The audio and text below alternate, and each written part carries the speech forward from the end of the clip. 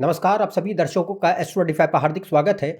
आज हम जानेंगे कि शुद्ध सत्य क्या होता है। व्हाट इज प्योर एग्जिस्टेंस और प्योर बीइंग, कैसे वो अखंड अद्वैत अनंत सत्यता है और वो पारमार्थिक सत्यता है, और कि how it is the ultimate reality, और कैसे हमारा असली अस्तित्व भी शुद्ध सत्य का ही होता है। How pure existence is our absolute nature. तो इसके बारे में हम आज गहराई से विस्तार से चर्चा करेंगे। पिछले वीडियो में देखिए हमने शुद्ध चैतन्य के बारे में ये जाना था, विस्तार से जाना था कि कि शुद्ध चैतन्य क्या होता है, प्योर कॉन्शियसनेस क्या होती है, व्हाट इज प्योर कॉन्शियसनेस, इसके बारे में जाना था। हम कैसे एक जागरूक प्राणी हैं, कॉन्शियस बीइंग हैं, हमको कैसे फर्स्ट पर्सन एक्सपीरियंस होता है जो कि एक लौता मापदंड है ये जानने के लिए कि हम अलाइव है, जिंदा हैं, जीवित हैं। जीवित रहने का सबसे बड़ा प्रमाण ही फर्स्ट पर्सन एक्सपीरियंस है मनुष्यों में। तो वो कैसे होता है वो उसको देखा था, और कैसे हमारा असली अस्तित्व शुद्ध चेतना का ही होता है। हाँ, और यह भी कि कैसे अद्वैत होती है चेतना, नॉन डुअल है, और इसलिए हमारा वास्तविक स्वरूप भी अद्वैत चैतन्य का है। Non dual pure consciousness is our absolute true nature. तो हमने लास्ट वीडियो में what is pure consciousness, how we are a conscious being, how the first person experience makes us feel that we are alive, that is the only parameter which tells us that we are alive, and how pure consciousness is non-dual and we are that pure consciousness in absolute terms। तो इसके बारे में हमने इन सारे जो है बहुत ही महत्वपूर्ण विषयों के बारे में गहराई से चर्चा की थी। तो इन सारी बातों को हमने पिछले वीडियो में उदाहरणों के माध्यम से भी जाना था। तो अगर आपने वो पिछला वीडियो नहीं देखा है तो आप उसे कार्ड सेक्शन में भी देख सकते हैं, उसका लिंक दिखाया जा रहा है और डिस्क्रिप्शन में भी उसका लिंक मौजूद है। तो अब अपने जो है बात करते हैं आज के विषय के बारे में, जो कि है शुद्ध सत्य, प्योर एग्जिस्टेंस क्या होता है। देखिए, पिछली दफा मैंने आपको बताया था कि अद्वैत वेदांत में परम सत्यता या परम तत्व को सच्चिदानंद या ब्रह्मण कहा जाता है। ठीक है, तो जो एब्सोल्यूट रियलिटी है, अल्टीमेट ट्रूथ है, उसको सच्चिदानंद या ब्रह्मण कहा जाता है। तो सच्चिदानंद 3 शब्दों से मिलकर के एक समूचा शब्द बनता है, सत, चित्त और आनंद। तो हम चित्त की व्याख्या कर चुके हैं, उसके बारे में जान चुके हैं। चित्त का अर्थ है कॉन्शियसनेस, जिसके बारे में चर्चा हो गई। आज हमारा टॉपिक होगा सत। तो सत क्या है और आनंद, तो 3 सत, चित्त और आनंद को मिलाकर सच्चिदानंद बनता है शब्द पूरा, जो कि अनंत और अद्वैत है। परम तत्व कौन है? सच्चिदानंद, जो कि क्या है? अनंत है, अद्वैत है और देश काल और निमित्त के परे है। Absolute reality is of nature of pure non dual existence, consciousness and bliss which is infinite and beyond space, time and causation. ये जो है अद्वैत वेदांत में डेफिनेशन, परिभाषा दी गई अखंड सत्यता की। What is the absolute reality, ये है वो एब्सोल्यूट रियलिटी। अब इसको और समझेंगे अभी बाकायदा कि कैसे है। और इसी कारणवश देखिए, सच्चिदानंद 3 शब्दों से बनता था जो मैंने आपको कहे। तो इसी कारणवश हम अखंड सत्यता को 4 विभिन्न दृष्टिकोणों के माध्यम से समझ सकते हैं, 4 पर्सपेक्टिव से समझ सकते हैं। तो एक होता है शुद्ध चित्त के पर्सपेक्टिव से, एक होता है शुद्ध सत्य के पहलू से और एक होता है शुद्ध आनंद के पहलू से, और एक अनंतता के पहलू से। तो 4 दृष्टिकोणों के माध्यम से शुद्ध अद्वैत सत्यता को, पारमार्थिक सत्यता को समझा जा सकता है। हाँ? तो from the perspective of pure consciousness, from the perspective of pure existence, from the perspective of pure bliss and from the perspective of infinity, we can understand what and how absolute reality is. What is absolute reality and how it is that, and how we are that also. तो यहाँ पे ये चारों, यानी सत, चित्त, आनंद और अनंतता, ये चारों एक दूसरे के पर्यायवाची हैं, इनमें कोई फर्क नहीं है। All 4 are synonymous to each other. जैसे आपका एक घर का नाम होता है, एक बाहर का नाम होता है। घर में आपको कोई दूसरे नाम से पुकारा जाता है, बाहर का कोई दूसरा नाम होता है। तो आदमी तो एक ही है ना, आप एक ही है, अलग अलग तो है नहीं, नाम अलग अलग है, एक ही इंसान की बात हो रही है। ऐसे ही यहाँ पे सत्यता एक है, उसको अलग अलग पहलुओं से हम समझ सकते हैं। चारों एक ही चीज है, इनमें कोई फर्क नहीं है। तो यहाँ पे चित्त कहो, सत्य कहो, आनंद कहो, अनंतता कहो, है सब एक ही पॉइंट, बट ये अलग अलग नजरिए हैं, अलग अलग पहलू हैं, जिनके माध्यम से हम अखंड सत्यता तक पहुंच सकते हैं, उसको जान सकते हैं। तो इसमें हमने शुद्ध चित्त को कवर कर लिया है पिछले वीडियो में। आज हम शुद्ध सत्य के पहलू से जो है दृष्टिकोण के माध्यम से ये जानेंगे कि परम तत्व कैसे शुद्ध अद्वैत सत्य है और हम भी वही हैं। We will see that how from the perspective of pure existence और pure being absolute reality is itself pure existence and how we are that. ठीक, तो अब इसमें सबसे पहले समझते हैं कि शुद्ध सत्य क्या है, व्हाट इज प्योर एग्जिस्टेंस और प्योर बीइंग। तो इसमें देखिए, शुद्ध सत्य सतत्व या व्याप्ति का वह अनंत सागर है जिसमें सभी वस्तुएं नाम रूप और व्यवहार लेकर व्यवहारिक स्तर पर प्रतीत होती दिखाई देती हैं। ये तो और ये कोई तात्विक और काल्पनिक थ्योरी नहीं है, ये इसे अनुभव किया जा सकता है। तो प्योर एग्जिस्टेंस और pure being is an infinite ocean of isness, ISNESS, isness, in which all objects tend to appear with names, forms, and function on a transactional scale. And this is not an abstraction, rather it is purely experiential. तो अब ये जो हमने परिभाषा दी, इसको अब इसके ऊपर जो है अब देखेंगे कि ये है कैसे है। तो शुद्ध सत्य की ये डेफिनेशन है, व्हाट इज प्योर एग्जिस्टेंस और बीइंग, ये अभी डेफिनेशन परिभाषा। अब इसको समझते हैं गहराई में कि कैसे ये है। तो देखिए, आप यदि अपने चारों ओर देखेंगे तो ये पाएंगे कि सब जगह एग्जिस्टेंस व्याप्त है, सब जगह सत्य व्याप्त है। कैसे कि भाई हर जगह वस्तुओं के रूप में सत्य व्याप्त है। एवरीवेयर यू सी कि भाई कोई चीजें आपके इर्द गिर्द मौजूद हैं, टेबल, कुर्सी, कमरा, दूसरे लोग, पांचों तत्व जैसे अग्नि, जल, वायु, पृथ्वी, आकाश, ये सब मौजूद हैं। ये सब क्या है, ये एग्जिस्ट कर रहे हैं। पशु पक्षी ये सब एग्जिस्ट कर रहे हैं। सभी मनुष्य, सारे प्राणी, सारी निर्जीव वस्तुएं, सजीव वस्तुएं, प्लैनेट्स, स्टार्स, गैलेक्सीज, यूनिवर्सेस, ये सब क्या है, ये एग्जिस्ट करते हैं। इस पे तो हमारा डिनायल होगा नहीं कि एग्जिस्ट नहीं करते। ये एग्जिस्ट करते हैं क्योंकि हम इनसे अवगत हैं, हम जानते हैं कि एग्जिस्ट कर रहे हैं क्योंकि हमें ये दिखाई देते हैं। और हमें ये जो चीज़ें नहीं दिखाई देती जैसे एटम्स, मॉलिक्यूल्स, इनको हम वैज्ञानिक तरीके से जांच कर चुके हैं कि हाँ ये मौजूद है, इनका प्रमाण है। तो यहाँ पे ये बात रहती है कि हर वह चीज़ जो कि जिससे सृष्टि का निर्माण हुआ है और जो सृष्टि में व्याप्त है वो हमें नजर आती है। तो ये सब हम क्या कह रहे हैं कि भाई ये एग्जिस्ट करता नजर आ रहा है। ठीक, तो हम चारों ओर जब देखेंगे तो हमें क्या नजर आता है कि सत्य जो है विभिन्न वस्तुओं के रूप में व्याप्त है। Existence is existing in the form of various things and objects around us. पहला ये है। हाँ, तो और यहां तक कि यही नहीं, हमारे मन और बुद्धि में जो विचार और भाव भी आते हैं ना, वो भी एग्जिस्ट करते हैं। दे आर ऑल्सो एग्जिस्टिंग, पर उनका एग्जिस्टेंस का सटल मेंटल लेवल पर है, मेंटल लेवल पे एग्जिस्ट कर रहे हैं। तो all these things exist, we people exist, we don't have a doubt about that. इतना हमें अभी क्लियर है कि भाई एग्जिस्टेंस पे हमें संदेह नहीं है क्योंकि हमें ये दिखाई दे रहा है। अगला पॉइंट आता है, ये जो सत्य है, ये हमें हमेशा अपने चारों ओर महसूस होता है।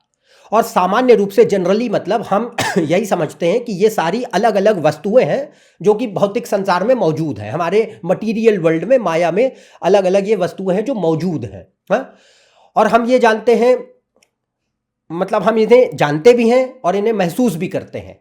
पर अब देखिए कि अद्वैत वेदांत इस आम दृष्टिकोण को, ये जो जनरल परसेप्शन है, जनरल व्यू पॉइंट है कि all the things are existing around us in the form of objects which we see it, इसको, इस आम दृष्टिकोण को एक दूसरे तरीके से देखने के लिए कहता है।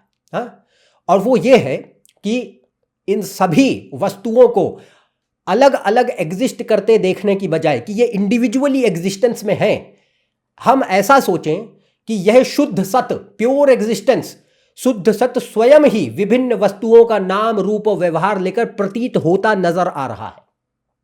हाँ? जैसे कि सागर में उठती लहरें होती हैं, तो लहरें जो है अलग अलग प्रकार की हो सकती हैं। भाई पानी, समुद्र में पानी भरा हुआ है और पानी में लहरें आ रही हैं, तो पानी में जो है छोटी लहरें, समुद्र में लो टाइड आ सकती है, हाई टाइड आ सकती है, कोई सुनामी की लहर हो सकती है, कोई छोटा बुलबुला हो सकता है। पर अगर मैं ये कहूँ कि सत्यता कौन है उसमें, सत्यता कौन है? पानी सत्यता है कि लहरें सत्यता है? तो सत्यता कौन है? पानी। अगर मैं पानी निकाल लूं तो बिना पानी के आप लहरें दिखा पाएंगे? बिना पानी के कोई लहरें दिखा सकता है? जवाब है नहीं। तो यहां पे अगर हम देखें कि हमें कलेक्टिवली जब भी हम देखते हैं तो हमें लहरें दिखाई देती हैं, पानी सामने होते हुए भी हम पानी को नजरअंदाज कर देते हैं। पानी सामने नजर आ रहा है क्योंकि उसी ने लहरों का आकार लिया हुआ है, उसी ने लहरों का नाम लिया हुआ है। किसी को हमने लो टाइड बोल दिया, किसी को हमने हाई टाइड बोल दिया, किसी को हमने सुनामी की लहर बोल दिया, किसी को हमने बबल बोल दिया। ये सब नाम उनके हमने कैटेगराइज कर दिए। किसी की हाइट छोटी थी तो उसका रूप हो गया, इसकी हाइट छोटी है, इसकी हाइट बड़ी है, एक छोटा बुलबुला है, तो ये क्या है? रूप हो गया। व्यवहार, व्यवहार तो व्यवहार कि भाई कोई लहर से हम जो है, कोई हमारे लिए फायदेमंद लहर है जिससे हम बिजली का उत्पादन कर सकते हैं, या किसी कोई लहर हानिकारक है जो उत्पात बचा देगी, जैसे सुनामी विध्वंस काट दे। तो यहाँ पे क्या है कि ये नाम, रूप और व्यवहार तीनों अलग अलग हर जगह आ रहा है। बट इन सब में सत्यता ढूंढोगे तो सत्यता कौन है? पानी सत्यता है। पानी नहीं होगा तो लहरें नहीं होंगी। तो पानी ही नाम, रूप और व्यवहार लेकर एग्जिस्ट करता नजर आ रहा है। बट हम ये रोजमर्रा की जो हमारी थिंकिंग होती है और जो हमारा देखने का नजरिया होता है, उसमें हम ये चीज सामने मौजूद होते हुए भी नजरअंदाज कर देते हैं। तो ऐसे ही जो है सिमिलरली, जैसे हमने आपको उदाहरण भी बताया कि सागर में उठती लहरों में पानी सत्य है, लहरें नहीं, उसी तरीके से पूरे सृष्टि में चारों ओर जो हमको वस्तुएं मौजूद नजर आती हैं, उनके पीछे भी एग्जिस्टेंस व्याप्त है। उनके पीछे सत ही उस पानी की तरह है जो इनको एग्जिस्टेंस में लाता है। एग्जिस्टेंस नहीं होगी तो एग्जिस्टेंस का मतलब क्या है? समथिंग इज एग्जिस्टिंग, वो अस्तित्व में है। अगर एग्जिस्टेंस ही काट दोगे तो वो खत्म, वैनिश हो जाएगी। तो यहां ये बात रहती है कि instead of thinking that things have individual existence, think of it like pure existence और isness appearing as things like waves in the ocean. ठीक है, हमें ऐसा सोचना चाहिए।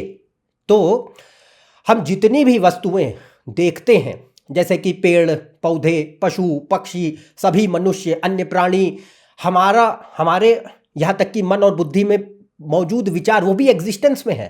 कि भाई, are you not aware of your thoughts? Are you not aware of your mind? Are you not aware of your thinking? Aware हैं आप उनसे। तो अगर अवेयर हैं तो मतलब वो आपके लिए ऑब्जेक्ट है। और अगर कोई जिससे तुम अवेयर हो तो वो क्या होगा आपके लिए?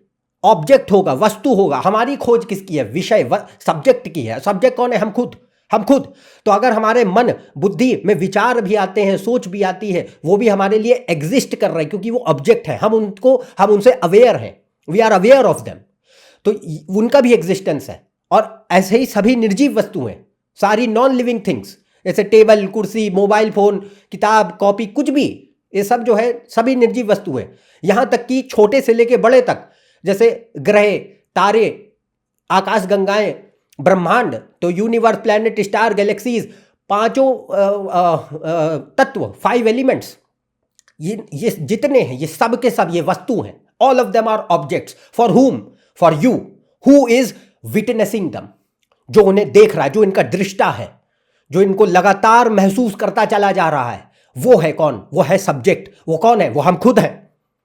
तो इन सब का आधार कौन है? ये सारी वस्तुओं का मतलब ऑब्जेक्ट, ये सारी वस्तुओं का आधार शुद्ध सत है, जिसमें ये सभी अपना अपना एक नाम, रूप और व्यवहार लिए हुए प्रतीत होते हैं। हर एक का अपना एक नाम है, और एक नाम है, एक रूप है, एक व्यवहार है।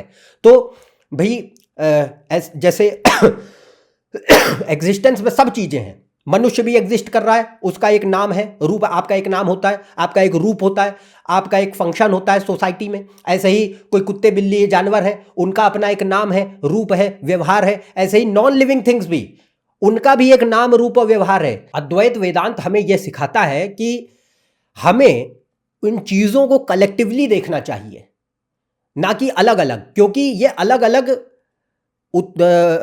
मौजूद होते हुए प्रतीत तो होते हैं, बट इनके पीछे जब आप सत्यता को खोजने जाएंगे तो आपको नजर आएगा कि ये उसी सागर की तरह है, जहां पे पानी ही लहरों का रूप लेकर अलग अलग तरीके से प्रतीत होता है। तो इन सब वस्तुओं का आधार शुद्ध सत है, जिसमें ये सभी अपना एक नाम, रूप और व्यवहार लेके प्रतीत होते हैं।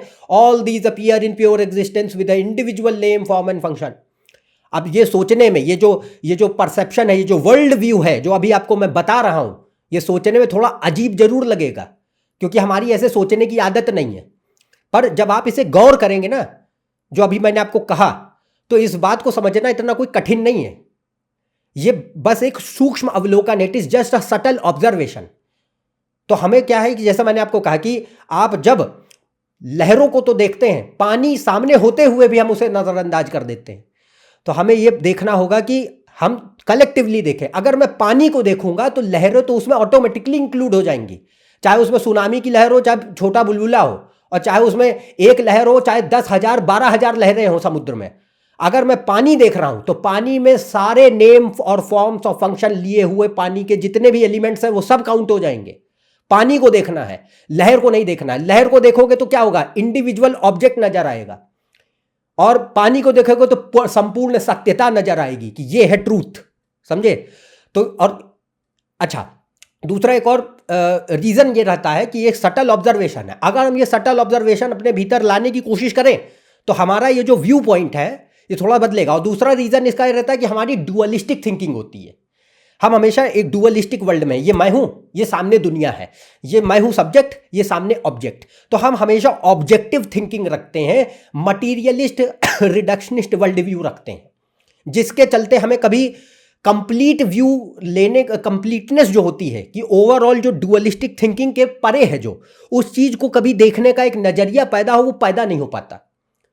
तो ये दो कारणों की वजह से कि सटल ऑब्जर्वेशन पे हम नहीं जा रहे और डुअलिस्टिक थिंकिंग है, ऑब्जेक्टिव अप्रोच ज्यादा है, इसके चलते ये जो नजरिया जो आपको कहा मैंने, ये डेवलप करने में थोड़ा समय लगता है, बट ये पूर्णतया लॉजिकल है, क्योंकि इसको आप काट नहीं पाएंगे। जैसा मैंने आपको उदाहरण दिया कि अगर मैं एग्जिस्टेंस हटा दूं तो कोई चीज एग्जिस्ट नहीं करेगी। एग्जिस्टेंस का मतलब क्या होता है, something is there, something is there. Let suppose भाई अभिजीत इज, मैं एग्जिस्ट कर रहा हूं, इज। जैसे कि mobile is, table is, chair is, pen is, copy is, book is, stars या star is, galaxy is, planet is. ये जो इज है, ये इज हर जगह कॉमन है। अगर इज हटा दोगे तो इज का मतलब क्या है का मतलब है कि एग्जिस्ट करता है। इजनेस, इज कॉल्ड इजनेस, इसे इजनेस कहते हैं। तो इजनेस जो है यही एग्जिस्टेंस है। हर चीज में जो इज लगा हुआ है, अगर ये इज हटा दोगे तो जैसे सिर्फ अभिजीत, व्हाट अभिजीत, कौन अभिजीत, ऐसे ही आपका किताब, बुक, सिर्फ बुक बोलूं, व्हाट बुक, कौन सी बुक, कहां एग्जिस्ट कर रही है, तो इज होगा तभी वो एग्जिस्टेंस में आएगा। कोई भी चीज होगा, कोई भी चीज दुनिया में जो आती है एग्जिस्टेंस में, उसमें इज होना जरूरी है। अगर इज नहीं है तो एग्जिस्ट नहीं करेगी, और अगर एग्जिस्ट नहीं कर रही है तो इज, तो क्या बन जाएगी वो, is not. Is not, something is not, something is मतलब एग्जिस्ट में, एग्जिस्टेंस में। समथिंग इज नॉट मतलब it does not exist. Simple सी बात है। तो यहां पे जो इजनेस है, कंटिन्यूअस इजनेस, जो सब में कॉमन है, ये सबके पीछे छुपी हुई है, बट हम रोजमर्रा के कन्वर्सेशन में इसको मौजूद होने के बजाय, होते हुए भी इसको नजरअंदाज कर देते हैं। तो अगली दफा आप इस इजनेस पे जब फोकस देंगे तब आपको पता चलेगा कि हाँ, ये इजनेस हर जगह कॉमन है। मनुष्य हो, चाहे पेड़ पौधे हो, चाहे सजीव निर्जीव वस्तुएं, छोटी बड़ी सारी चीजों में इजनेस कॉमन है। इजनेस ही है। जैसे स्पेस इज, टाइम इज, तो स्पेस भी क्या हो गया, एक वस्तु है जो इजनेस में अपीयर होता है, क्रिएट होता है। अगर इजनेस नहीं होगी तो स्पेस भी नहीं होगा। टाइम इज, टाइम का भी कॉन्सेप्ट इज में आ रहा है। It must exist. If it is not existing at all तो तुम बात ही किसकी कर रहे हो। कोई चीज अगर एग्जिस्ट ही नहीं करती तो उसके लिए ऊपर विचार करने का मतलब ही क्या है, उसे पता ही, जब इफ यू डोंट नो कि समथिंग डज नॉट एग्जिस्ट, पता ही नहीं है उसके बारे में, तो उसके ऊपर आप चिंतन मनन क्या करेंगे। तो यहां पे ये बात रहती है कि जब कोई चीज दिखाई देती है तो इसका मतलब इट समथिंग इज देयर, तो वो इजनेस को एग्जिस्टेंस कहते हैं। हाँ अच्छा, अगली बात जो आती है कि अब आपके मन में एक और प्रश्न उठ सकता है, वो ये है कि जैसे हमने उदाहरण देखा पानी और लहरों का, समुद्र में पानी है और लहर है, और पानी और लहर अलग अलग नहीं, एक ही है। हाँ, हालांकि पर अभी भी कुछ लोगों के मन में एक दुविधा हो सकती है, वो ये है कि जब दूसरी वस्तुओं की बात आती है, हैं कि भाई पानी और लहरें तो एक ही है, हमें पता है, मालूम है, it is easy to understand, but अब हम ये कैसे देखें कि ये दो अलग अलग टोटल चीजें हैं। जैसे एक तरफ इंसान है, एक तरफ जानवर है। अब इंसान और जानवर को कंपेयर कैसे करोगे, क्योंकि इंसान की बनावट अलग है, उसका नेम फॉर्म फंक्शन अलग है, जानवर की बनावट अलग है, दो उसका नेम फॉर्म फंक्शन अलग है। तो आप जो है दो असमान वस्तुओं को कैसे जो है कंपेयर कर सकते हैं जब उनमें कोई सिमिलैरिटी नहीं है। हालांकि सिमिलैरिटी है, जैसा मैंने कहा, isness is the similarity. All things have one thing, all things have one thing in common, that is isness. Isness नहीं होगी तो एग्जिस्ट नहीं करेंगे। बट लेट सपोज मैं इस थॉट को भी अगर लेके आऊं कि ठीक है, दो अलग वस्तुएं जिनका आपस में कोई समानताएं नहीं हैं, अपनी अपनी उनकी विशेषताएं हैं, दोनों एक दूसरे से पूरी तरह अलग हैं, हाँ, तो ऐसी परिस्थिति में हम इनकी तुलना कैसे कर सकते हैं? हाँ, तो इस प्रश्न को, अगर ये इस प्रश्न का भी हम उत्तर देखते हैं, इससे भी हमें एक बहुत इंपॉर्टेंट क्लैरिटी मिलेगी कि कैसे एग्जिस्टेंस ही सब कुछ है। अब इसको देखेंगे। हाँ, तो हालांकि जैसा मैंने कहा, it's like comparing Apple with oranges, कि भाई आप, जैसे मैंने बोला कि भाई दो असमान वस्तुओं को कंपेयर नहीं कर सकते, बट उनके पीछे कॉमनैलिटी इजनेस थी। बट इसको और डिटेल में समझते ताकि कोई संदेह मन में हो तो वो भी मिट जाए। तो देखिए, सृष्टि में हर उपस्थित वस्तु में तीन प्रकार के भेद हो सकते हैं, ठीक है। All the things in this creation can have three kind of differences within or between them to understand their individual existence. कि कोई वस्तु मौजूद है, अस्तित्व में है, उपस्थित है, उसको पहचानने के लिए तीन प्रकार के भेद कहे गए, डिफरेंसेस कहे गए। वो कौन से भेद हैं? पहला होता है स्वगत भेद, दूसरा है सजातीय भेद, तीसरा है विजातीय भेद। तो स्वगत भेद ये वो भिन्नता होती है जो स्वयं वस्तु के भीतर पाई जाती है। हाँ, जैसे कि उदाहरण के तौर पे मान लीजिए एक हाथी है, तो हाथी में उसके अलग अलग अंग हैं, जैसे हर अंग एक दूसरे से अलग अलग है, भिन्न है। तो उसका सिर अलग है, सूंड अलग है, पूंछ अलग है, कान अलग है, दांत अलग है। तो ये स्वगत भेद है, मतलब कि हाथी के अंदर ही उसके इंटरनल डिफरेंसेस आ रहे हैं, सेमनेस नहीं है। सूंड कान से अलग है, कान दांत से अलग है, आंखें पूंछ से अलग है, सिर पैर से अलग है।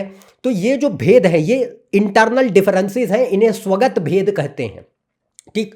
दूसरा होता है सजातीय भेद। सजातीय भेद होता है, ये वो भिन्नता होती है जिसमें दो समान वस्तुओं में पाई जाती है। जैसे मान लीजिए दो गाय है, गाय में अलग अलग प्रजाति होती है। गाय स्पीशी सेम है, बट गाय में कोई सफ़ेद गाय है, कोई काली गाय है, कोई भूरी गाय है, कोई चितकबरी गाय है। तो गाय में सेमनेस तो है, ये सारी गाय ही हैं, बट अलग अलग जो है उनकी प्रजातियां हैं। इसे कहते हैं सजातीय भेद, इंट्रा स्पीशीज डिफरेंस, स्पीशीज में डिफरेंस आ रहा है, ठीक है। तीसरा होता है विजातीय भेद, इंटर स्पीशीज डिफरेंस। जैसे कि मनुष्य जो है पशुओं से अलग है, पशु पक्षी से अलग हैं, पक्षी आपके पेड़ पौधों से अलग हैं, वनस्पति से अलग हैं। तो इसे कहते हैं इंटर स्पीशीज डिफरेंस। ये वो भिन्नता होती है जो दो अलग अलग वस्तुओं में होती है, हाँ? तो अब यहां देखते हैं कि शुद्ध सत में तीनों ही भेद नहीं होते हैं। शुद्ध सत प्योर एग्जिस्टेंस में ना सजातीय भेद होता है, ना स्वगत भेद होता है, ना ही विजातीय भेद होता है। तो शुद्ध सत अर्थात ब्रह्मण इन तीनों भेदों से रहित होता है। पर वो कैसे है, इसे देखते हैं। तो पहला तो हमने क्या बात करी थी, स्वगत भेद की। स्वगत भेद का मतलब कि इंटरनल डिफरेंस है, उस एंटिटी में इंटरनल डिफरेंस है। जैसे कि आप हैं, आपका सिर हाथ से अलग है, हाथ पैर से अलग है, पैर मुंह से अलग है, मुंह कान से अलग है, कान नाक से अलग है, नाक आंख से अलग है। तो ये जो चीज़ें, ये इंटरनल डिफरेंसेस है, स्वगत भेद है। तो हम ये देखते हैं कि शुद्ध सत, pure existence, pure conscious, pure being में, शुद्ध सत में कोई स्वगत भेद नहीं होता है, क्योंकि उसका अपना कोई विशेष नाम रूप और व्यवहार नहीं होता है, वो निराकार है, इट इज फॉर्मलेस, उसका वो फॉर्मलेस है। अगर वो फॉर्मलेस है तो उसका कोई विशेष पर्टिकुलर नाम नहीं होगा, पर्टिकुलर रूप नहीं होगा, शेप नहीं होगा, और कोई पर्टिकुलर फंक्शन नहीं होगा, व्यवहार नहीं होगा, है? तो इससे ये पता चलेगा कि स्वगत भेद उसके भीतर मिट जाएगा। Pure existence is formless and infinite, so there are no individual parts in it, like animals और ह्यूमंस में जैसे अलग अलग पार्ट हमने बताए, हमारे अलग अलग पार्ट हैं जो एक दूसरे से अलग हैं, बट प्योर एग्जिस्टेंस फॉर्मलेस है, इनफाइनाइट है, उसके कोई इंडिविजुअल पार्ट्स हैं ही नहीं, निराकार है वो, तो उसमें स्वगत भेद नहीं आ सकता। अच्छा, अगर आपके मन में लेट सपोज ये भी एक डाउट आ जाए कि भाई आपने कहा कि नेम फॉर्म एंड फंक्शन लेकर के चीजें एग्जिस्टेंस में ही प्रतीत होती हैं, तो क्या हम उन पर्टिकुलर ऑब्जेक्ट्स के नेम फॉर्म एंड फंक्शन को एग्जिस्टेंस का पार्ट नहीं मान सकते, एग्जिस्टेंस का फॉर्म नहीं मान सकते? जवाब है नहीं। यदि आपके मन में ये प्रश्न आ रहा है कि भाई सभी वस्तुओं का अपना एक नाम रूप और व्यवहार है, तो क्या हम नाम रूप और व्यवहार ब्रह्मांड के हिस्से नहीं माने जा सकते? तो इसका उत्तर है नहीं, क्योंकि जैसा मैंने आपको कहा कि सारी वस्तुएं अपनी पहचान के लिए, अपनी आइडेंटिटी के लिए, एग्जिस्टेंस के लिए सत्य पर, प्योर एग्जिस्टेंस पर निर्भर होती हैं और उनका अपना कोई अस्तित्व होता नहीं है। तो they depend on existence for their identity and they don't have any self dependency for existence. तो अगर को and if something anything is dependent on something else to borrow its identity then it is false. अगर किसी चीज को अपनी अस्तित्व को पाने के लिए दूसरी बुनियादी चीज पर निर्भर होना पड़ेगा, तो इसका मतलब कि वो चीज अपने आप में सत्य नहीं है, झूठ है, क्योंकि वो अपनी आइडेंटिटी के लिए किसी दूसरी चीज पर डिपेंडेंट है। तो वो एब्सोल्यूट रियलिटी वो होगी जिससे वो आइडेंटिटी बोरो कर रही है, जिससे वो अस्तित्व ले रहा है। वो खुद पर खुद अखंड सत्य नहीं हो सकता, क्योंकि उसकी अपनी कोई आइडेंटिटी है ही नहीं। तो उदाहरण, जैसे अभी लहरों की बात करिए, दूसरे उदाहरण से मान लीजिए सोना है, सोने के आभूषण बनते हैं, तो सोने से हमने अंगूठी बना ली, कंगन बना लिए, गले का हार बना लिया, झुमके बना लिए, हाँ, अलग अलग आभूषण बना लिए। अब ये अलग अलग आभूषण जो हैं, इनका अपना एक नाम है, रूप है, व्यवहार है, और सब एक दूसरे से अलग है। अंगूठी, कंगन, झुमके और गले का हार, ये चारों देखने में अलग हैं, चारों अलग अलग शरीर के हिस्सों में पहने जाते हैं, और चारों का फंक्शन अलग है, हाँ? इनका नाम, रूप और व्यवहार अलग है, पर इनमें सत्यता क्या है? इन्होंने एग्जिस्टेंस बोरो कहां से किया है? सोने से। अगर मैं आपसे कहूं कि भाई सोना मैं निकाल लेता हूं, अब तुम जो है अपने झुमके, हार और कंगन और अंगूठी बनाओ, बना लोगे? तो यहां यह बात रहती कि नहीं, तो यहां ये बात, कंडीशन ये आती है कि अखंड सत्य कौन हो गया? सोना। अगर मैं सोना ही घसीट लूं तो नेम फॉर्म एंड फंक्शन बचेगा ही नहीं।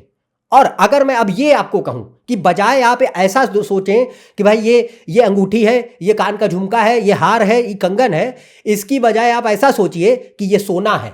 सोना ही है जो कि अंगूठी के रूप में प्रतीत हो रहा है, सोना ही है जो कंगन के रूप में प्रतीत हो रहा है, सोना ही है जो झुमके और हार के रूप में प्रतीत हो रहा है। अगर मैं सोना निकाल दूंगा तो ये सब एक झटके में खत्म हो जाएंगे। तो अब मैं किसे हकीकत कहूंगा? अब आप ये अगर कहेंगे कि name form and function depend कर रहे हैं किस पे? एग्जिस्टेंस। अंगूठी ने कहां से एग्जिस्टेंस बोरो किया? सोने से एग्जिस्टेंस बोरो किया। तो रियलिटी कौन होगी? अंगूठी रियलिटी होगी कि सोना रियलिटी होगा? तो सोना रियलिटी होगा, क्योंकि सोना नहीं होगा तो अंगूठी एग्जिस्ट कहां करेगी? तो ये बात रहती है कि अगर आप ये सोचते हैं कि नेम फॉर्म एंड फंक्शन यानी नाम रूप और व्यवहार लेकर जो वस्तुएं उत्पन्न होती प्रतीत होती थी, वो अगर मैं हिस्से मान लूं एग्जिस्टेंस के, तो वो गलत होगा, क्योंकि उनकी इंडिपेंडेंट एग्जिस्टेंस है नहीं। तो इससे क्या पता चलता है कि असली मतलब शुद्ध सत प्योर एग्जिस्टेंस फॉर्मलेस है, इनफाइनाइट है, उसका वो निराकार है, उसका अपना कोई नाम रूप व्यवहार नहीं होता है, बल्कि वह माया या प्रकृति में सभी प्रकार की वस्तुओं का आधार है, जिसमें सारी वस्तुएं एक अपना नाम रूप और व्यवहार लेकर उत्पन्न और उपस्थित होती प्रतीत होती हैं, पर वाकई में वह पूरी तरह शुद्ध सत्य पर अपने अस्तित्व के लिए निर्भर करती हैं और उनका अपना खुद का कोई अस्तित्व नहीं होता। इट इज द तो pure existence or being or isness is the fundamental ground upon which all the things and objects in this creation tend to appear with their individual names, forms and functions.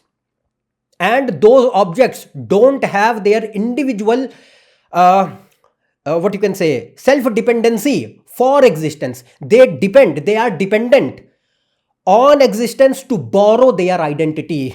Hence हम जो है यहां पर स्वगत भेद नहीं मान सकते। किसमें? अखंड सत्यता, प्योर एग्जिस्टेंस में नहीं माना जा सकता, स्वगत भेद नहीं अप्लाई होगा। ठीक, तो जब हम सारी प्रतीत होती वस्तुओं को समुचित रूप से देखने का प्रयास करते हैं तो हमें चारों ओर क्या नजर आएगा? शुद्ध सत्य ही दिखाई देगा। जैसे कि मैंने आपको कहा, अगर आप समुद्र में लहरों की बजाय सिर्फ पानी को देखेंगे तो आपको पानी ही पानी नजर आएगा, वो लहरें भी उसमें इंक्लूड हो जाएंगी, पूरा संपूर्णता नजर आती है। तो इससे हमें पता चलता है कि सत्य, शुद्ध सत्य में, एग्जिस्टेंस में कोई भी स्वगत भेद नहीं होता है।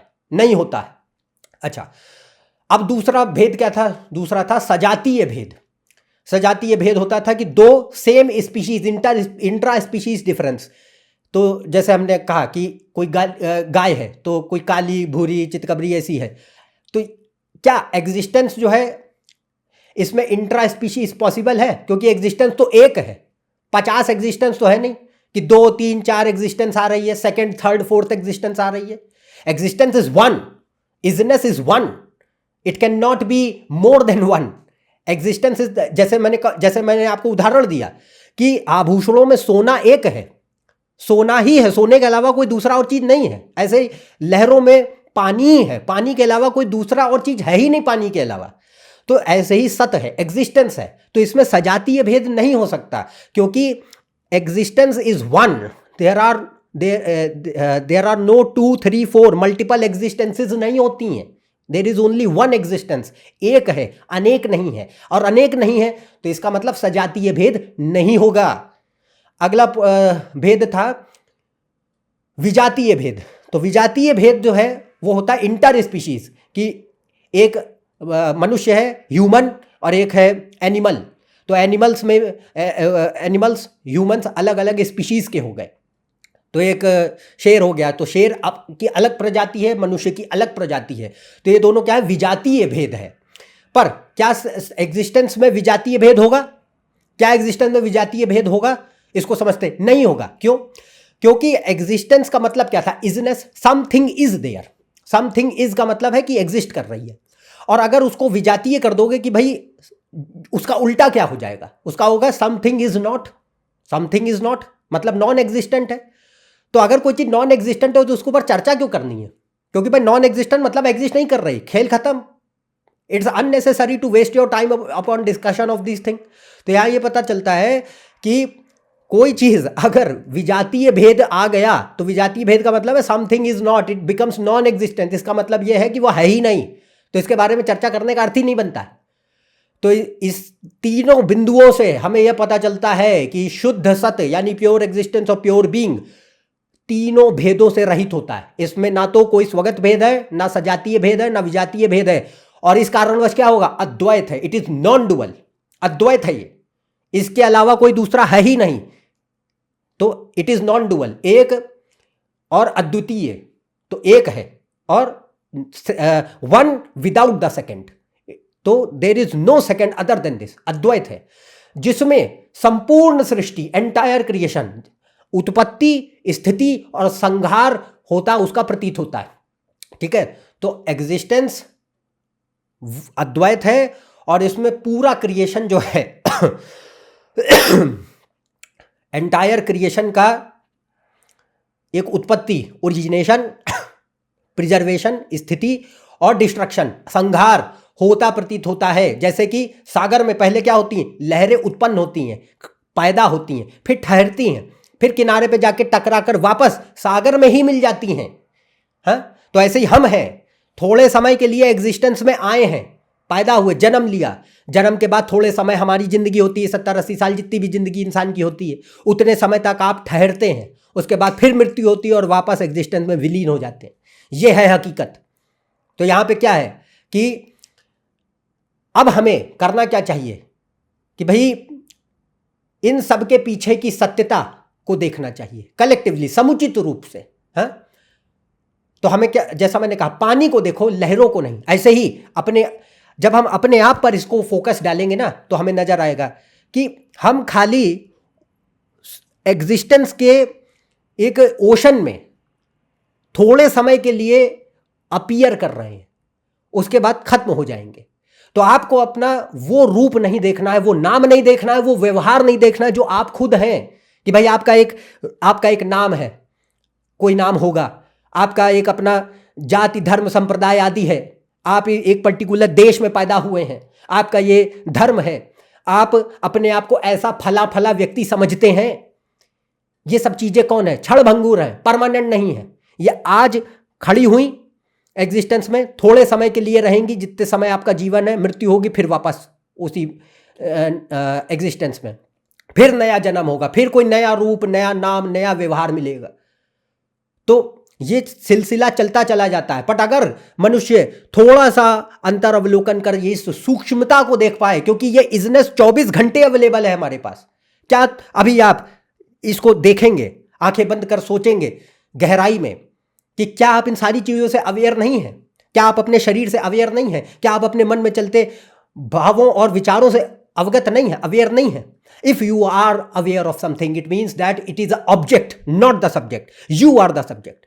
तो एक पॉइंट पर जब आप देखेंगे तो आप साक्षी चैतन्य तक पहुंच जाते हैं। Pure existence, pure consciousness which is witnessing all these things.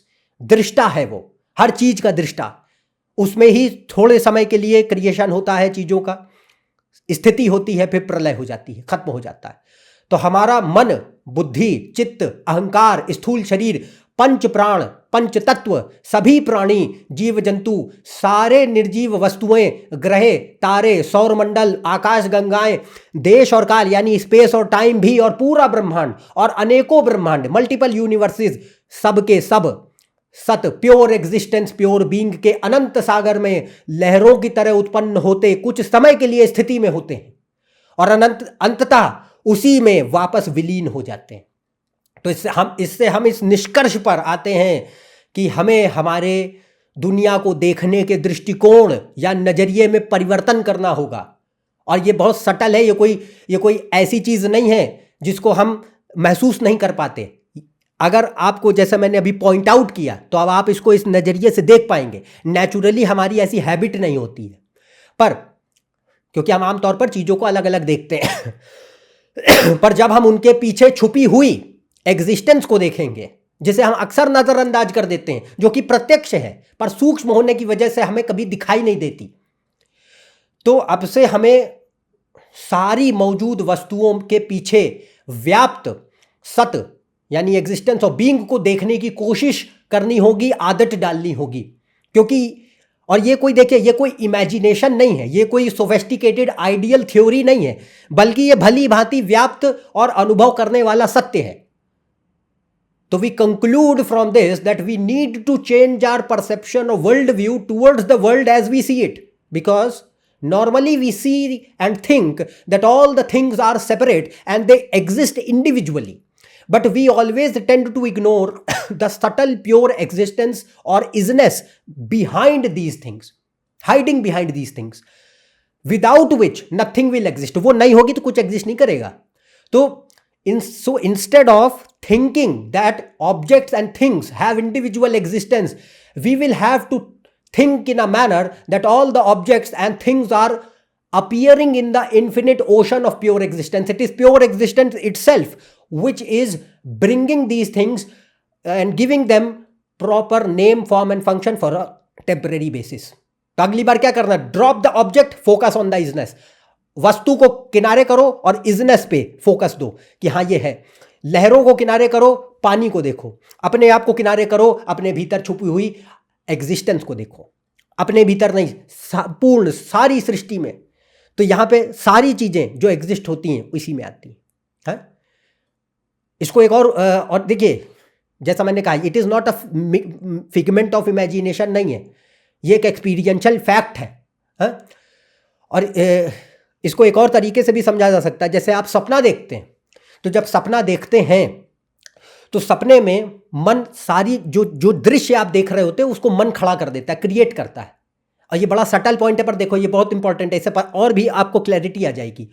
वो ये है कि जब सपना आप देख रहे होते हैं तो वहां कोई भी चीज जो है सत्य नहीं होती। बट जब सो रहे हो, सपना देख रहे हो, तब उस मोमेंट ऑफ एक्सपीरियंस में वो आपके लिए रियल होता है। At that particular moment of experience वो सपना आपके लिए प्योरली रियल है। उसमें कोई भी आपको ऐसा नहीं लगेगा कि ये वाकई में मैं सपना देख रहा हूं। वो जब आप जगते हैं, सो के उठते हैं, तब आपको लगता है हाँ भाई सपना देखा था मैंने। तो अब ये एक बात का ध्यान दीजिए कि क्या सपने में जितनी भी चीजें आप देख रहे थे, मान लीजिए आप जो है सपने में न्यूयॉर्क की सैर कर रहे हैं, वहां पे रोड है, टैक्सी है, बड़ी बड़ी ऊंची इमारतें हैं, बिल्डिंगें हैं, सब आप देख रहे हैं। तो क्या वो हकीकत में इमारतें वहां आ गई थी मन में? नहीं। या आप खुद हकीकत में वहां पहुंच गए थे? ये भी नहीं था। मन ने ही प्रोजेक्शन किया था, माइंड ने ही वो पूरा दृश्य खड़ा कर दिया है, माइंड ने ही वो पूरा सीन खड़ा कर दिया है जहां पे बड़ी बड़ी स्काई स्क्रेपर्स हैं, रोड्स हैं, बड़ा अच्छा दृश्य है और आप वहां घूम रहे हैं। तो ये जो चीजें हैं ये हकीकत में नहीं थी, बट जब आप उस सपने में उस वक्त हैं तब आपको ये रियल लगेगा। ठीक उसी तरीके से, और एक और चीज है, ठीक उसी तरीके से हमको रियल में यहां पे भी जब हम वेकिंग स्टेट में होते हैं तब यही लगता है। बट पॉइंट ये है कि उन सबके पीछे रियल कौन है? अगर उस सपने में देखोगे तो रियलिटी कौन है? जो सपना देख रहा है वो रियल है, जो सपना दिखा रहा है वो रियल है। कौन है सपना दिखाने वाला? मन। माइंड ने ही प्रोजेक्शन करा है। कौन देख रहा है सपना? मन सपना देख रहा है, आप ही सपना देख रहे हैं, दृष्टा। तो आप जो है कौन है? यू आर द सीयर, आप सब्जेक्ट हैं जो देख रहा है। पर ध्यान रखो, मन ही सारी चीजें पैदा कर देता है सपने में, बट मन सबसे दूर रहता है। आप इस बात से अवगत नहीं होते उस वक्त कि मेरा मन है ड्रीम दिखा रहा है ना, आपको वो चीज पूरा दृश्य क्लियर कट सही लगता है, रियल लगता है। तो mind is projecting everything and mind is the mind is giving everything existence there. मन ही ने उस चीजों को खड़ा करा है, मन ने ही उन चीजों को बनाया है। हकीकत में वो चीजें नहीं आ गई थी। तो उसके पीछे जो व्याप्त है एग्जिस्टेंस कौन दे रहा है? माइंड दे रहा है। उसी तरीके से रियल वर्ल्ड में अब हम जहां यहां बात करेंगे ट्रांजैक्शनल लेवल पे, जो हम देखते हैं जागृत अवस्था में, तो उसमें क्या है? एग्जिस्टेंस वही रोल प्ले करती है, कॉन्शियसनेस वही रोल प्ले करती है। एग्जिस्टेंस और कॉन्शियसनेस दोनों जो है वो प्रोजेक्ट करते हैं और वो उसमें पीछे मौजूद होते हैं, सामने मौजूद नहीं होते। जैसे सपने में मन पीछे बैकग्राउंड में मौजूद है, मन ने ही प्रोजेक्शन करा है। Mind is not directly participating in the dream, but it is the reason for creation of the dream. समझे? तो ऐसे ही यहां पे existence and consciousness is not directly participating for the creation and sustenance of this world, but they are the reason behind the creation and sustenance of this world. अगर वो होंगे ही नहीं तो सब खत्म हो जाएगा। तो मेरे ख्याल से आपको और थोड़ा गहराई में भी समझ पाए होंगे। तो अब हम अंतिम में हम ये देखेंगे, अभी तक हमने ये जाना कि भाई शुद्ध सत्य क्या है और कैसे वो जो है अद्वैत है, कैसे उसमें 3 प्रकार के भेद नहीं होते हैं और कैसे हमें अपने नजरियों को थोड़े बदलने की कोशिश करनी होगी। अब हम अंतिम में ये देखेंगे कि कैसे शुद्ध सत्य ही हमारा असली अस्तित्व है। और हम भी वही, हालांकि इसको मैंने पॉइंट आउट तो कर ही दिया है, क्योंकि अगर हम किसी चीज को कहते हैं अद्वैत, अद्वैत का मतलब उसके अलावा कोई चीज है ही नहीं। अगर उसके अलावा कोई चीज है ही नहीं तो इसका मतलब है कि हमारा असली नेचर वही होगा और कुछ हो नहीं सकता। बट इसको और एक गहराई से समझते हैं कि हाउ प्योर एग्जिस्टेंस और being is our absolute nature and we are that. कैसे? उदाहरणों से तो मैंने आपको अभी बताया, बट अब एक और पॉइंट है, वो ये है कि हमने आपको अभी शुरुआत में वीडियो के बाद कही थी कि शुद्ध चैतन्य, शुद्ध सत्य एक ही होते हैं। 4 तरीकों से हम परम तत्व को देख सकते हैं, शुद्ध सत्य, शुद्ध चेतना और शुद्ध आनंद और अनंतता। तो all 4 are synonymous to each other, मतलब कि इन चारों में कोई फर्क नहीं है, इनको इंटरचेंजेबली यूज किया जा सकता है। तो यहाँ पे शुद्ध चैतन्य और शुद्ध सत्य एक ही है, इनमें कोई अंतर नहीं है। Pure existence and pure consciousness are exactly same and they are synonymous to each other. तो पहले ये जान लेना आवश्यक होगा कि क्यों चैतन्य और सत समान है, क्यों सेम है, ये क्यों सिनोनिमस है। तो अब इसको दो तरीकों से समझाएंगे। तो पहला रहता है कि why existence and consciousness are same. First we will understand from the perspective of consciousness. ठीक है, कि कॉन्शियसनेस के पर्सपेक्टिव से देखते हैं कि कॉन्शियसनेस कैसे एग्जिस्टेंस के बराबर है। उसके बाद दूसरा पहलू लेंगे कि कैसे एग्जिस्टेंस कॉन्शियसनेस के बराबर है। तो पहले लेंगे how consciousness is equal to existence, then we will take how existence is consciousness equal to consciousness. तो पहला पर्सपेक्टिव लेते हैं कॉन्शियसनेस से। तो यहां पे हमने जैसे बात करी, हमने अभी आपको कहा एग्जिस्टेंस का मतलब, सत का मतलब होता है कि कोई चीज मौजूद है, यानी मौजूदगी, इजनेस, समथिंग इज। और अगर हम ये कहते हैं कि कोई चीज मौजूद नहीं है तो इसका मतलब क्या होगा, समथिंग इज नॉट, यानी नॉन एग्जिस्टेंट, वो इज नॉट नॉन एग्जिस्टेंट बन जाएगी। तो यदि हम ये कहते हैं कि कॉन्शियसनेस इज, तो इसका अर्थ ये है कि कॉन्शियसनेस मौजूद है, चेतना मौजूद है। हाँ? पर अगर हम ये कहें कि कॉन्शियसनेस इज नॉट, तो इसका मतलब होगा वो मौजूद नहीं है। बट ये स्टेटमेंट अपने आप में इलॉजिकल है, completely irrational and illogical. Reason कि भाई अगर कॉन्शियसनेस ही नहीं होगी, कॉन्शियसनेस का मतलब क्या, चेतना, अवेयरनेस है। Consciousness is the continuous unchanging awareness in which all experiences are possible. हम किसी चीज से अवेयर हैं, तुम जिंदा हो, फर्स्ट पर्सन एक्सपीरियंस कर रहे हो, ये किस वजह से हो रहा है, बिकॉज यू आर कॉन्शियस। अगर कॉन्शियसनेस ही नहीं है तो इसका मतलब क्या होगा कि हम चेतना का यदि खंडन कर दें तो इसका अर्थ है कि हम अपने अस्तित्व और जीवन का खंडन कर रहे हैं। If you say that consciousness does not exist, if you deny consciousness, then it means that you are denying your own existence. आप ये कह रहे हैं कि मैं एक जीवित प्राणी नहीं हूं, मैं एक ऐसा व्यक्ति नहीं हूं जो ये चीजें महसूस कर रहा है, यू आर सेइंग दिस। तो ये क्या है, इट मीन्स कि भाई ये एक इलॉजिकल फॉल्टी स्टेटमेंट है। कॉन्शियसनेस ऐसा हो ही नहीं सकता कि कभी एग्जिस्ट ना करे। तो consciousness can never become is not, consciousness can never be non existent, because if consciousness is non existent then it means that you are not alive, not conscious, not experiencing this world. ये होगा है। तो इससे भी पता चलता है कि कॉन्शियसनेस, शुद्ध चेतना हमेशा व्याप्त है, हमेशा मौजूद है, हमेशा उसका अस्तित्व बरकरार है। और तो इट ऑलवेज एग्जिस्ट, और हर एक्सपीरियंस, हर अनुभव को देने के लिए वो जिम्मेदार होती है। तो चेतना वह अखंड और अपरिवर्तनशील अवगतता है जिसमें और जिसके कारण सारे अनुभव संभव होते हैं। तो consciousness ever exist and both consciousness and existence are non dual, one, एक दूसरे के, सेकेंड टू नन, तो without the second, non dual, one without the second, which means कि भाई they are not different, they are same, एक ही हैं, अलग अलग नहीं हो सकते। जैसे कि मैंने आपको कहा, सोना, आभूषणों में सोना एक है, अलग अलग नहीं है। पानी, समुद्र में लहरों में पानी एक है, अलग अलग नहीं है। जैसे ये भी वेदांत का उदाहरण है। जैसे मिट्टी के बर्तन होते हैं, तो बर्तन कई तरीकों के बना सकते हो, पर मिट्टी तो कॉमन है सब में। तो इसी तरीके से कॉन्शियसनेस, विटनेस कॉन्शियसनेस हमेशा एग्जिस्ट करेगी, नॉन एग्जिस्टेंट नहीं हो सकती, non dual, one without the second. ये हमने समझ लिया कि कैसे कॉन्शियसनेस एग्जिस्टेंस के बराबर है। हाँ, अब दूसरे पर्सपेक्टिव से समझते हैं कि कैसे एग्जिस्टेंस कॉन्शियसनेस के बराबर है। तो इसको दूसरे तरीके से देखा जा सकता है कि यदि मान लें कि सत बिना चेतना के है, हाँ? तो वह चेतना के लिए क्या होगा, वस्तु बन जाएगा अनुभव करने के लिए। ये बड़ा सिंपल है। तो अगर आप ये सोचोगे कि भाई existence is without consciousness, then it will become a mere object for consciousness to be aware of. Experience करने के लिए ऑब्जेक्ट बन जाएगा। और अगर कोई ऑब्जेक्ट है, तो मैंने आपको क्या कहा था, अगर कोई चीज ऑब्जेक्ट है तो वो झूठ होगी। ऑब्जेक्ट का मतलब है वस्तु, और वस्तु को महसूस कौन कर रहा है, विषय, सब्जेक्ट। तो हमारी खोज किसकी है, सब्जेक्ट की। हमारी खोज ऑब्जेक्ट की तो है नहीं। तो हमारी तलाश विषय की होती है, वस्तु की नहीं। Our search is for the subject not the object. तो अगर हम ये कहें कि भाई एग्जिस्टेंस जो है वो कॉन्शियसनेस के बिना है, तो वो ऑब्जेक्ट बन जाएगा जिससे कॉन्शियसनेस अवेयर हो सके, अच्छा ये चीज यहां पे मौजूद है। क्योंकि कॉन्शियसनेस क्या है? अवेयरनेस। चेतना क्या है? वो अवगतता जो आपको दिखाती है कि हाँ ये चीज से तुम अवगत हो, अवेयर हो, एक्सपीरियंस कर रहे हो इसे। हाँ, तो अगर एग्जिस्टेंस अलग हो गई कॉन्शियसनेस से तो वो मियर ऑब्जेक्ट बन के रह जाएगी।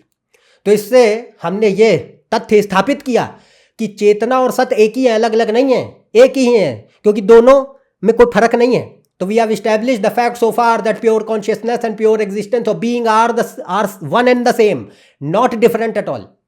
हाँ, अब मेन पॉइंट जो हमारी बात थी कि भाई हम कैसे शुद्ध चैतन्य, शुद्ध सत्य हैं, हाउ वी आर दैट। तो पहला तो हमने कहा था अद्वैत, दूसरा कि भाई वो अद्वैत है तो उसके अलावा कुछ और एग्जिस्ट नहीं कर सकता, मतलब हमारा अल्टीमेट नेचर वही होगा। बट इसको अब इस उदाहरण से, तो जैसे हमने पिछली बार देखा था कि हम कौन है, वी आर प्योर कॉन्शियसनेस, हम शुद्ध, मेरा असली अस्तित्व शुद्ध चैतन्य का है। ये पिछले वीडियो में हम बखूबी समझ चुके हैं प्योर कॉन्शियसनेस वाले में। तो I know that my absolute reality is pure consciousness. और आज हमने ये भी अभी जो हमने चर्चा करी कि कैसे कॉन्शियसनेस और एग्जिस्टेंस सेम है, तो इससे क्या पता चला, आई इज इक्वल टू कॉन्शियसनेस, मतलब मैं, मेरा एब्सोल्यूट रियलिटी कॉन्शियसनेस है। और क्योंकि कॉन्शियसनेस एग्जिस्टेंस के बराबर है, consciousness is equal to existence, hence I is equal to existence. ठीक, तो I am consciousness, pure consciousness is same as pure existence, and hence I am is equal to pure existence. समझ गए?